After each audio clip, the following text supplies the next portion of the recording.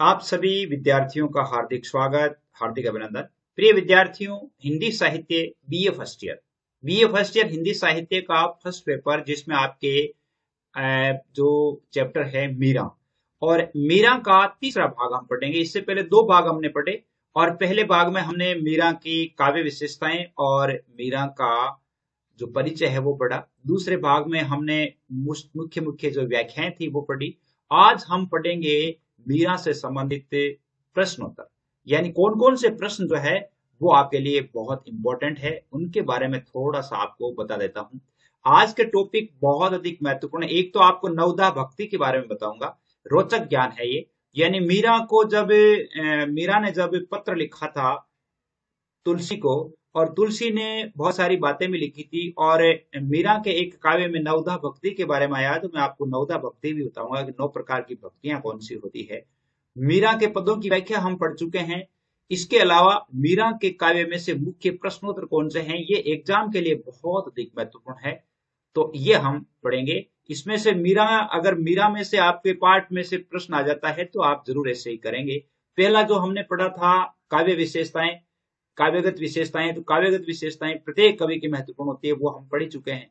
अब हम पढ़ेंगे कि मीरा से संबंधित कौन से प्रश्न जो है वो और इंपॉर्टेंट बनते हैं, उन प्रश्नों को हम कैसे लिखेंगे। अगर आप इससे लिखे हुए प्रश्न से संबंधित प्रश्न लिखेंगे तो आपको कोई नंबर नहीं कटेगा। तो आइए चलते हैं, और चैनल को सब्सक्राइब नहीं किया, सब्सक्राइब कर लीजिए ताकि वीडियो बनने पर आपके पास उसका नोटिफिकेशन आ जाए। आइए देखते हैं।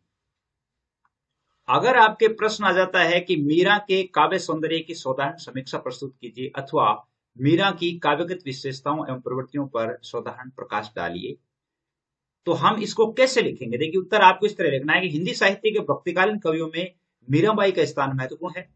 यद्यपि मीरा का लक्ष्य कविता नहीं करके जगत में यश प्राप्त करना नहीं था, उसका तो उद्देश्य भगवत भक्ति में तल्लीन होकर के अपने आराध्य का गुणगान करना था। यानी मीरा कोई स्वयं, ऐसा नहीं है कि वो कोई बहुत बड़ी प्रसिद्ध होना चाहती थी, ऐसा नहीं था। वो अपने आराध्य के समक्ष जो भी गुणगान किया करती थी वही मीरा के गान है, वही मीरा के भजन है। मीरा के काव्य में तत्कालीन भक्त कवियों के सदृश कई ऐसी विशेषताएं दिखाई देती है जो साहित्यिक दृष्टि से उन्हें अन्यतम माना जाता है। तो अब उनमें कौन कौन सी विशेषताएं हैं हम ये देख सकते हैं। सबसे पहली बात है मीरा के भाव पक्ष में नाम रूप महिमा। मीरा के काव्य में नाम रूप महिमा है, यानी अन्य भक्त कवियों की तरह मीरा भी सगुण भक्ति के कारण मीरा ने अपने काव्य संसार में, या काव्य संसार की जो निसारता है एवं सामाजिक जीवन में प्रचलित अंधविश्वास से दूर रहने का संदेश दिया।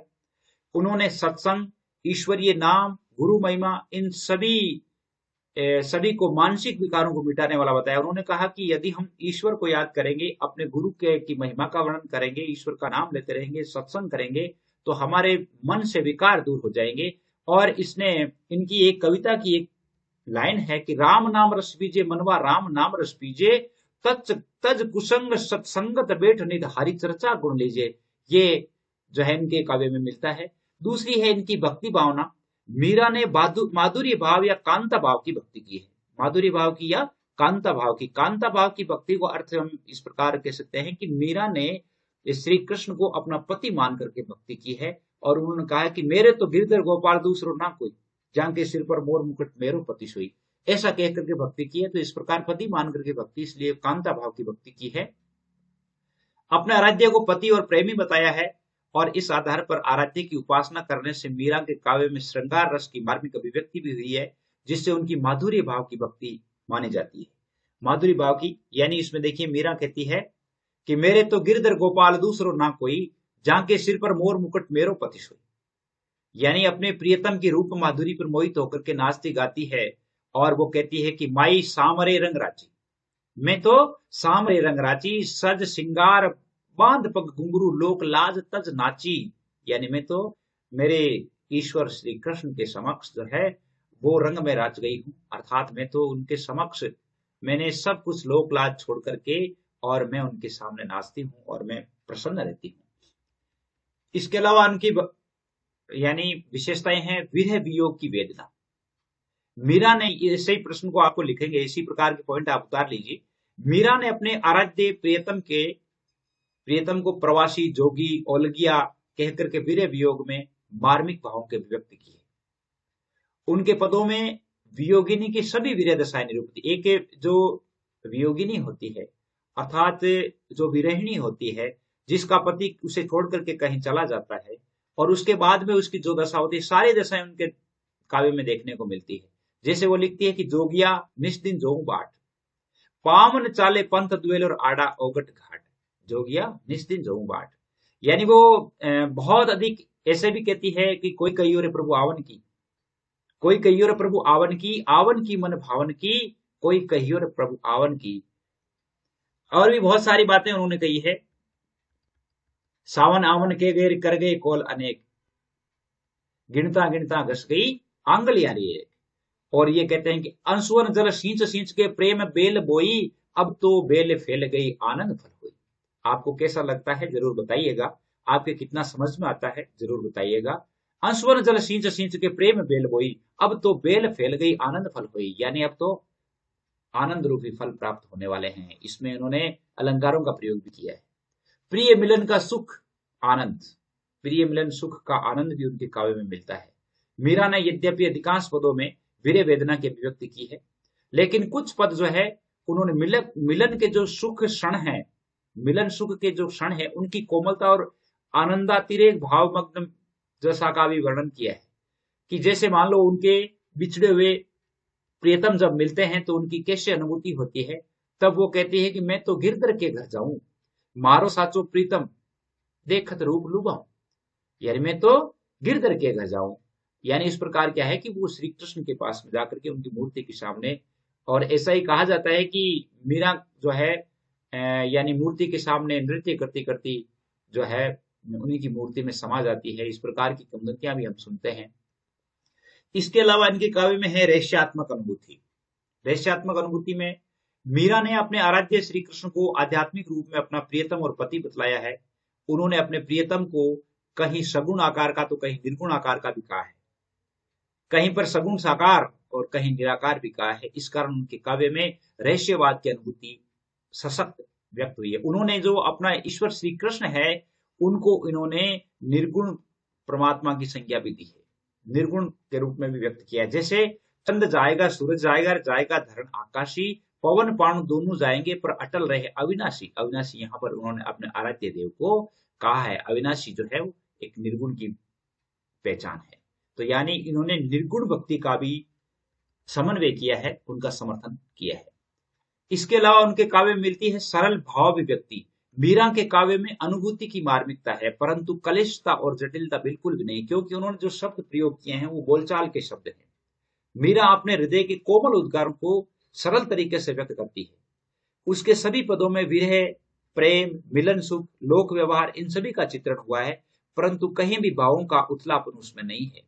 मायरी में तो लियो गोविंदो बोल, कोई के छाने कोई के चोड़े लियो रे आंखिया खोल, कोई के मूंगो कोई के सूंगो लियो रे तराजू तोल, मायरी में तो लियो गोविंदो बोल। यानी उन्होंने सरल भाव अभिव्यक्ति में अपने ईश्वर का वर्णन किया है, बहुत ही सुंदर वर्णन है। इसके अलावा इनके काव्य की विशेषता है गेयता, अर्थात उनके पदों को गाया जाता है, विभिन्न राग रागनियों में गाया जाता है। मीरा के सभी पद गेय है, विविध राग रागनियों के आधार पर रचे गए दिखाई देते हैं। मीरा की मूल भाषा राजस्थानी मिश्रित यानी राजस्थानी है, गुजराती मिश्रित राजस्थानी है, और उसके कुछ राग है वो लोकगीतों की तरह लगते हैं। मतलब उनके जो काव्य में लोकगीत की तरह भी जो है धुन दिखाई देती है। जैसे अब जो वो श्री कृष्ण को याद करती है तब वो क्या कहती है, यानी एक जगह कहती है, यानी अपना जो श्री कृष्ण जब उनके पास आते नहीं है, अर्थात विरागनी की दशा में वो एक गीत गाती है जो मीरा का सबसे प्रसिद्ध गाना है। और वो क्या है, जिसकी दो लाइनें गुनगुना करके सुनाना चाहूंगा।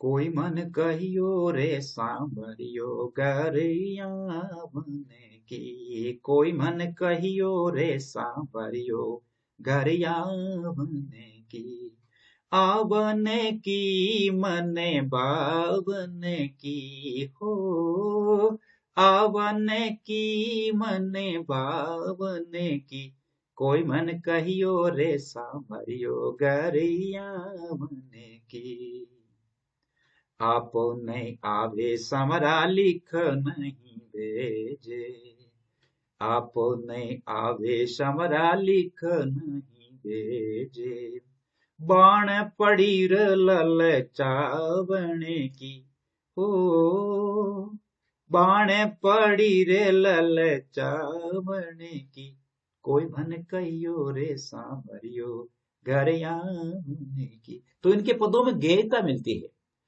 जैसे आठवीं उनकी विशेषता है कि मुक्तक काव्य है, यानी इनका संपूर्ण काव्य मुक्तक शैली में रचा हुआ है। काव्य में मुक्तक काव्य के सभी गुणों का समावेश है, जैसे भावों का आवेग, तीव्रता, मार्मिकता, यानी इनकी दृष्टि से मीरा के पदों में हार्दिक अनुभूति की सशक्त वंदना हुई है। इसके अलावा उनके काव्य में अलंकारों के दर्शन भी मिलते हैं। मीरा के काव्य में अलंकारों का प्रयोग अनायास हुआ है। ऐसा नहीं है कि उन्हें जानबूझ करके अलंकार डाले हैं, ऐसा नहीं है। यानी उन्हें संभवतः अलंकार शास्त्र का ज्ञान नहीं था, लेकिन अनायास ही उनके काव्य में अलंकारों का प्रयोग हुआ है। उनका काव्य है वो पांडित्य प्रदर्शन से दूर है, अर्थात उनका काव्य स्वांत सुखाय है। स्वांत सुखाय अलंकारों का सहज प्रयोग हुआ, जैसे मोहन मूर्ति सांवरी सूरति नैना बड़े विशाल, यानी अनुप्रास अलंकार का प्रयोग हुआ है। भजन मन चरण कमल अविनाशी, देखिए इसमें रूपक का प्रयोग हुआ है। जू चातक गण को रटे, मछली जू पानी को, अर्थात इसमें उपमा अलंकार है। तो ये अलंकारों का प्रयोग भी उनके काव्य में देखने को मिलता है। इनकी भाषा में यदि देखा जाए तो मीरा के पदों में भाषागत कलात्मकता का सर्वथा अभाव है, अर्थात उनकी मूल भाषा राजस्थानी है, जिसमें ब्रज गुजराती के शब्द भी आए हैं। तो यूं कह सकते हैं कि उनके काव्य की विशेषताएं बहुत ही सुंदर और मार्मिक है। अगर हम इस प्रकार का प्रश्न आपके आ जाए कि भक्ति काल में मीरा का योगदान बताते हुए मीरा की भक्ति भावना स्पष्ट कीजिए, या भक्तिकालीन कवियों में मीरा का स्थान निर्धारित करते हुए मीरा की भक्ति भावना बताइए, तो आपको मीरा की भक्ति के बारे में अगर कहीं भी कोई नाम दिखता है तो इस प्रकार आपको लिखना है। काव्यगत विशेषताओं का लिखना, तो ऊपर वाला प्रश्न आ ही गया है। तो इसमें देखिए, मीरा कोई कवित्री नहीं हो क्योंकि भक्त साधिका थी, इस प्रकार लिखना है इसका उत्तर। अपने आराध्य को परम प्रियतम मानकर वह पदों की रचना किया करती थी, इस कारण उनकी रचनाओं में प्रेम पूरित भक्ति भावना के विविध रूप अभिव्यक्त हुए हैं। मीरा के काव्य में प्रेम की पीर, विरह वेदना, आत्मनिवेदन, आत्मसमर्पण इनका स्वर प्रमुख है। मीरा की भक्ति कांता भाव और माधुरी भाव की मानी जाती है। तो मीरा की भक्ति की विशेषताएं क्या है? देखिए, सबसे पहले है कि माधुर्य भाव की भक्ति। मीरा की भक्ति जो है, पहला इनका पॉइंट है माधुर्य भाव की भक्ति। मीरा ने अपने आराध्य को अपना दाम्पत्य भाव संबंध दर्शाया है, और मीरा ने अपनी प्रेमा व्यक्ति को अलौकिक बतलाकर अपने आराध्य को एक और अविनाशी कहा है, तो दूसरी ओर लौकिक रूपी श्री कृष्ण को अपना प्रियतम प्राणाधार स्वीकार किया है। वो कहती है कि मेरे तो गिरधर गोपाल दूसरो ना कोई, जहां के सिर पर मोर मुकुट मेरो पति सोई, इस प्रकार की बात कहती है। दाम्पत्य भाव से प्रियतम के रूप पर मोहित होने, उसे रिझाने, उसके लिए प्रेमिल भावनाएं करने, और इस प्रकार की के कारण क्या है कि उनकी भक्ति वो माधुरी भाव की भक्ति मानी जाती है। मीरा ने स्वयं अपने प्रियतम श्री कृष्ण की रूप माधुरी पर मुग्ध बताया है, और अपने नेत्रों में बसा करके उनके प्रेम रस में डूबी रहने का उल्लेख किया है। और वो कहते हैं कि बसो मेरे नैनन में नंदलाल, बसो मेरे नैनन में नंदलाल, मोर मुकुट मकराकृत कुंडल, अरुण तिलक शोभाल, अरुण तिलक शोभाल है, अर्थात बसो मेरे नैनन में नंदलाल। दूसरी इनकी भक्ति की विशेषता है आराध्य रूप का चित्रण। आराध्य का रूप चित्रण भी इन्होंने किया है। कैसे? भक्ति की ये परंपरा रही है कि भक्त अपने साकार रूप का, अर्थात उसके अंग प्रत्यंगों का, उसकी रूप छवि सम्मोहन अनेक प्रकार से वर्णन करके उसका कृपा पात्र बनना चाहता है।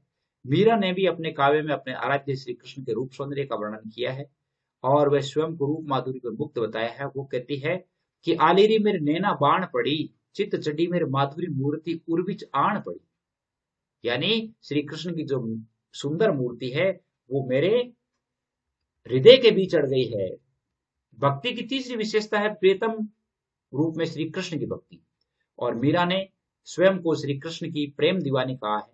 श्रृंगार रस प्रधान पदों की रचना की है, इस कारण वह कभी तो उसे रिझाने की बात करती है, और कभी उस तन्मय होकर के उसके प्रेम भाव को व्यक्त करती है। और वो कहती है कि मेरे तो गिरधर गोपाल दूसरो ना कोई, जहां के सिर पर मोर मुकुट मेरो पति सोई। निर्गुण और सगुण भक्ति का वर्णन भी इन्होंने किया है। मीरा के काव्य में सगुण और निर्गुण दोनों प्रकार की भक्ति के दर्शन किए जा सकते हैं। उसने कृष्ण के प्रति अपनी भक्ति भावना व्यक्त की है। मीरा ने कुछ पदों में निर्गुण भक्ति के दर्शन भी होते हैं, जैसे भजमन चरण कमल अविनाशी, ये निर्गुण भक्ति का दर्शन है। चंदा जाएगा, सूरज जाएगा, जाएगा धर्म आकाशी, पानी पवन दोनों जाएंगे, अटल रहे अविनाशी। ये अविनाशी शब्द है, ये भी निरूपण भक्ति का वर्णन है। एक इनके काव्य की विशेषता मिलती है नाम स्मरण, अर्थात उनकी भक्ति की।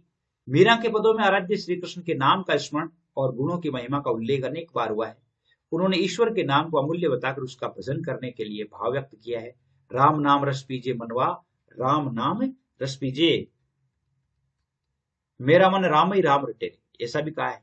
राम नाम जप लीजिए प्राणी कोटि के पाप कटे रे। इसी तरह उन्होंने ईश्वरीय नाम स्मरण को अमूल्य रत्न, धन, संसारिक कष्टों से मुक्त बताया है। ये पायो जी मैंने राम रतन धन पायो, कहते हैं ना, वस्तु अमोलक दी मेरे सतगुरु कर कृपा अपनायो। तो ईश्वर का नाम उन्होंने रतन धन के रूप में माना है। नवदा भक्ति भी इनके काव्य में मिलती है। भक्ति 9 प्रकार की मानी गई है। कितनी? 9 प्रकार की भक्ति मानी गई है। और 9 प्रकार की भक्ति को हम कैसे याद कर सकते हैं? देखिए, गुण श्रवण करना, गुण श्रवण, स्मरण, चरण सेवन, अर्चन, पाद वंदन, दास्य, सख्य, आत्मनिवेदन, ये 9 तरह के वर्णन है। अर्थात गुणों का वर्णन करना, अर्थात ईश्वर की चर्चा सुनना, उन्हें याद करना, उनके चरणों की सेवा करना, उनकी वंदना अर्चना करना, उनके पाद वंदन अर्थात उनके चेहरों की, अर्थात स्वयं को उनका दासी बताना, दास बताना, सख्य और आत्मनिवेदन, ये सारी जो है 9 प्रकार की भक्ति मानी गई है। जैसे इसका वर्णन यदि हम देखें तो 9 प्रकार की भक्ति यह है।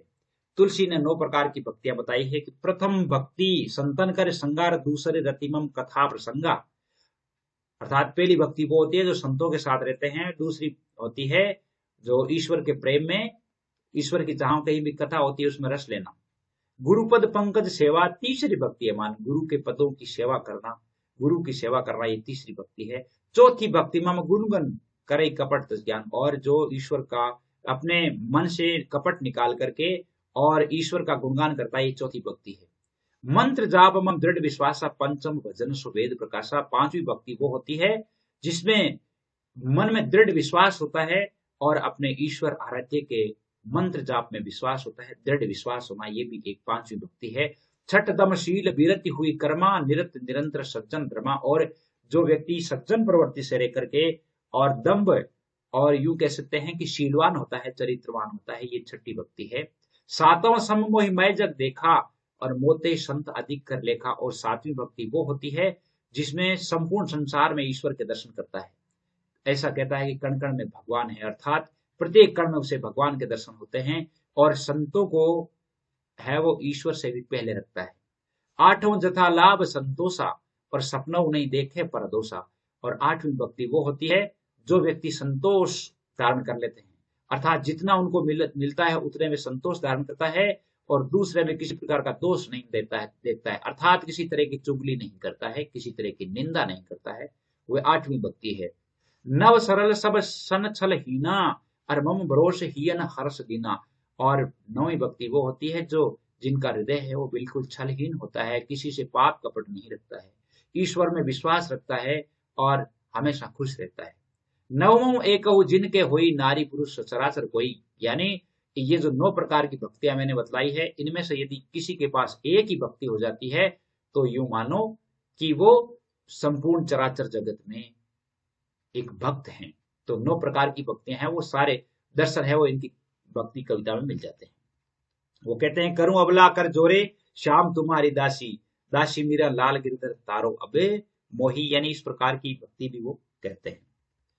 इसके अलावा आप देख सकते हैं ये जो 2 प्रश्न हैं लगभग आपके लिए ठीक है। और आज के लिए बस इतना ही। जय हिंद, जय भारत।